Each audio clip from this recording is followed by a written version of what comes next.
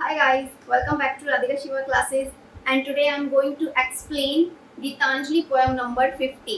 इसे हम song number 50 भी बोलते हैं. So this is one more devotional poem of Rabindranath Tagore. तो इस poem की lines में रविंद्रनाथ टैगोर ने क्या शो किया है? What is the theme of this poem? Is Indian values, charity and humbleness. Rabindranath Tagore ने अपनी इस poem की lines में Indian values को दर्शाया है. दया करना, दान करना, पुण्य करना और भगवान के प्रति समर्पण करना, यानी कि खुद को आप सरेंडर कर रहे हो भगवान के आगे, भगवान की शरण में. तो यही मेन मोटो है इस पोएम का. यही सारी चीजें इस पोएम की लाइंस में शो की गई है. अब हम इस पोएम को लाइन बाय लाइन समझते हैं for your exam. And before that I also want recommend you कि इससे पहले मैंने गीतांजलि की पोएम नंबर 1, 2, 10, 11, 12, 36, 35, 38, 63 जितनी भी इम्पोर्टेंट पोएम्स हैं एग्जाम के लिए वो सब एक्सप्लेन मैं कर चुकी हूँ. सबका डिटेल एक्सप्लेनेशन आपको डिस्क्रिप्शन में मिल जाएगा. All links available in description. इसलिए वीडियो खत्म होने के बाद गीतांजलि के सारे सेशंस आप वॉच करिएगा. प्लस इसकी themes are very important of Gitanjali. तो इसकी दो मेन थीम है, devotion of God and mysticism. इन दोनों को मैंने अच्छे से एक्सप्लेन किया है. लिंक आपको आई बटन में मिलेगा या डिस्क्रिप्शन में भी अवेलेबल है. इसलिए थीम आप जरूर देखेंगे बिकॉज एग्जाम में एक्सप्लेनेशन के लिए थीम ही मेन पार्ट है हमारी गीतांजलि का. ऑलराइट. और थीम आपको कब समझ आती है? जब आप इनकी पोएम्स पढ़ते हैं. So there are 5 stanzas in poem number 50. So what is in this poem? सबसे पहली बात, यहाँ पे पोइट ने, जो रविंद्रनाथ टैगोर है, उन्होंने खुद को एक भिखारी माना है अपनी एक काल्पनिक दुनिया में. उन्होंने खुद को एक बैगर इमेजिन किया है और वो घर घर जाकर क्या कर रहे हैं? भीख मांग रहे हैं अपनी इमेजिनेशन में. Look at first stanza. I had gone a begging. I कौन है यहाँ पर? पॉइंट है, रविंद्रनाथ टैगोर है. I had gone a begging from door to door in a village park. मैं भीख मांगने के लिए गांव के रास्ते गया और डोर टू डोर यानी कि घर घर जाकर मैंने भीख मांगी. When the golden chariot appeared in the distance like a gorgeous dream. और तभी अचानक एक सोने का रथ, चैरियट यानी कि रथ, एक सोने का रथ मेरे सामने आकर रुका. और तभी तुम्हारा सोने का रथ, यहाँ पे ये जो दायल है, THY दायल, ये शब्द भगवान के लिए यूज हुआ है जिसका मतलब है तुम.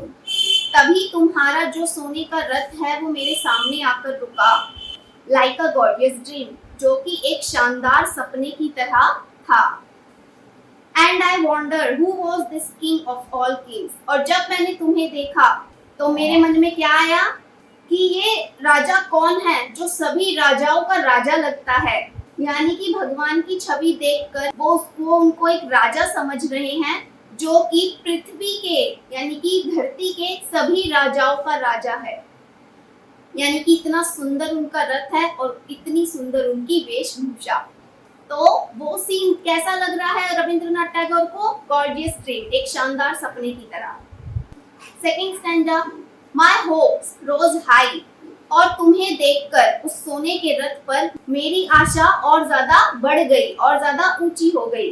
कौन सी आशा है यहाँ पे रविंद्रनाथ टैगोर को? भीख की, क्योंकि वो भीख मांगने निकले हैं. अब भगवान को एक सुंदर से राजा के रूप में देखकर उनको क्या लग रहा है कि इससे मुझे बहुत अच्छी भीख मिलेगी, बहुत कुछ मिलने वाला है अब तो मुझे इनसे. So my hopes rose high, इसलिए जो मेरी आशा है वो बहुत ज्यादा बढ़ चुकी है. And me thought my evil days were at an end. और अब मुझे लगता है कि जो मेरे बुरे दिन थे, जितने भी मेरे बुरे दिन चल रहे थे, अब वो खत्म होने वाले हैं. अब मेरा अच्छा टाइम आने वाला है क्योंकि सामने इतना शानदार दानी खड़ा है. तो अब ये मेरे को इतना दान देंगे कि मेरे बुरे दिन जो है खत्म हो जाएंगे. तो ये बात चल रही है हमारे पॉइंट के मन में. आगे देखिए. And I stood waiting for alms. Alms का मतलब है भीख. To be given unasked and for wealth scattered on all sides in the dust. मैं खड़े होकर इंतजार कर रहा हूँ भीख का जो अब मुझे अचानक मिलने वाली है इनसे. And for wealth scattered on all sides in the dust. कौन सी भीख? क्या मिलने वाला है? जो बिखरा हुआ धन है रेत पे चारों तरफ, वो सब अब मुझे मिलने वाला है. क्योंकि जो सोने का रथ है उसके चारों तरफ धूल है और उस धूल पर बहुत सारा धन गिरा हुआ है, बिखरा हुआ है, इसलिए लास्ट में लिखा है wealth scattered on all sides in the dust. और अब पोइट के दिल में वो सब देख कर क्या आ रहा है कि ये सब कुछ मुझे मिलने वाला है, इसीलिए आई स्टूड वेटिंग फॉर आवर्स, इसलिए मैं खड़े होकर इंतजार कर रहा हूँ अपनी भीख का जो अब मुझे अचानक से मिलने वाली है। Third stanza, the chariot stopped where I stood, जहां मैं खड़ा था वहां पे रथ रुका। Their glance fell on me and thou camest down with a smile, और तुम्हारी जो नजर है वो मुझ पर पड़ी कि मैं तुम्हारे सामने खड़ा हूँ और तुम एक प्यारी सी स्माइल के साथ नीचे आए, रथ से तुम नीचे उतरे एक सुंदर सी मुस्कान के साथ। यहाँ पे ये तुम शब्द यानी कि दो और दाय, ये शब्द किसके लिए यूज हो रहे हैं? भगवान के लिए। I felt that luck of my life had come at last, और मैंने क्या महसूस किया? अब फाइनली जो मेरा लक है जिंदगी का वो चमकने वाला है। अब मेरी जिंदगी का जो लक है वो मेरे पास आ गया है।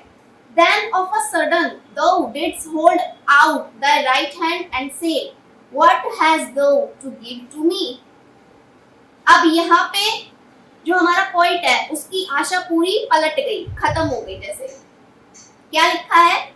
और फिर अचानक से तुमने मेरे सामने अपना सीधा हाथ ऐसे बढ़ाया जैसे तुम्हें कुछ चाहिए हो।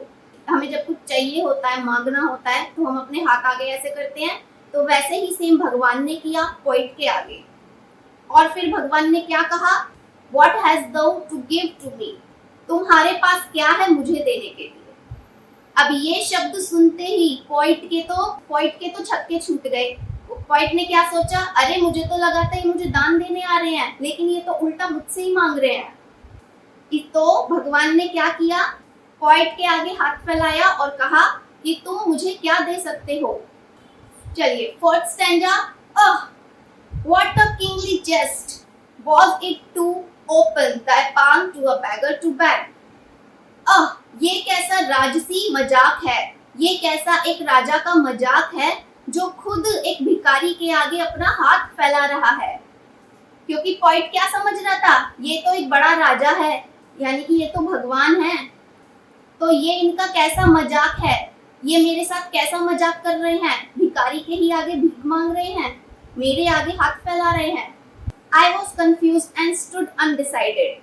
मैं कंफ्यूज हो गया और मैं स्तब्ध होके खड़ा रहा, यानी कि जैसे पॉइंट को शॉक लग गया हो और वो कुछ भी समझ नहीं पा रहा है, वो कुछ भी डिसाइड नहीं कर पा रहा है, इस कंडीशन में वो खड़ा हो गया है। लेकिन यहाँ पर जो पॉइंट है वो अनअवेयर है भगवान की कृपा से। उनको पता नहीं है कि भगवान उसके आगे हाथ क्यों फैला रहे हैं। इसलिए भगवान की कृपा से, उनके चमत्कार से अभी जो पॉइंट है वो अनजान है, अनअवेयर है। उसको भगवान का मेन मकसद नहीं पता कि भगवान ने उसके आगे हाथ क्यों फैलाया। वो अभी हम फोर्थ और फिफ्थ स्टैंजा में जानेंगे।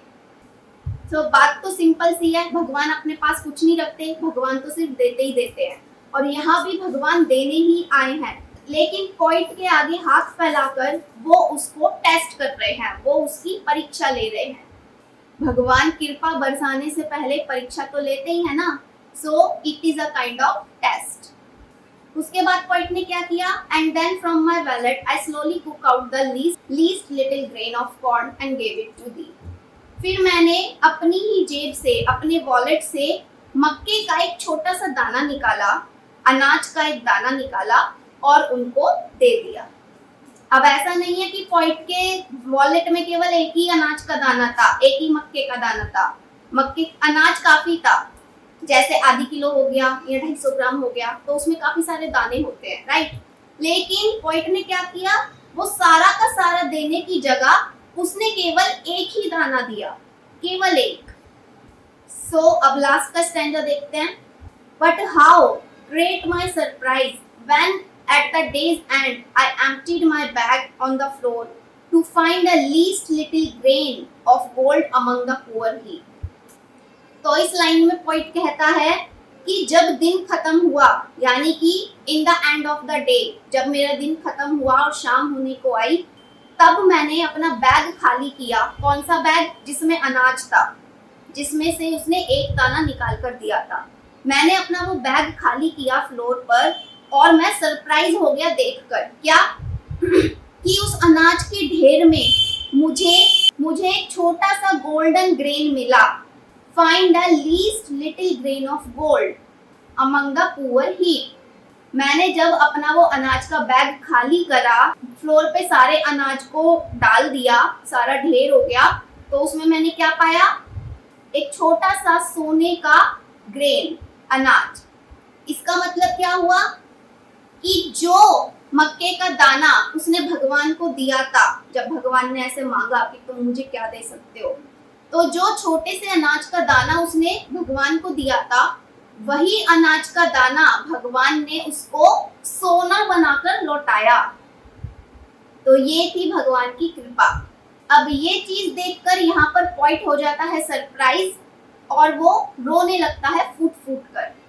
लास्ट की लाइन है, I bitterly wept and wished that I had the heart to give thee my all।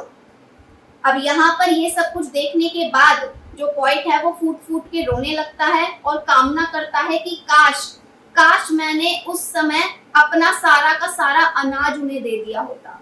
अगर मैंने अपना सारा का सारा अनाज उन्हें दिया होता तो बदले में मुझे ये सारे अनाज के दाने सोने में ही कन्वर्ट होके मिल जाते। लेकिन मेरी फूटी किस्मत कि मैं ज्यादा दया भाव दिखा नहीं पाया और मैंने उनको सिर्फ एक ही दाना अर्पण किया, जो मुझे सोने के रूप में वापस मिल गया। अगर मैं उन्हें सारा अनाज दे देता तो वो सारा अनाज ही सोना बना देते। तो ये चीज सोचकर यहाँ पर पॉइंट एंड में रो रहे हैं। उनको दुख है कि वो भगवान को अपना पूर्ण समर्पण, फुल सरेंडर खुद को नहीं कर पाए। So this was the complete explanation of poem number 50।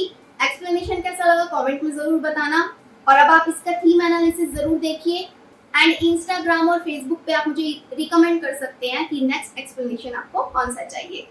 Also मेरे चैनल पर spoken English, competitive English, government exam, UPSC, interview tips, ये सारे टॉपिक के रिलेटेड वीडियोस अपलोड किए जाते हैं। So do subscribe it now.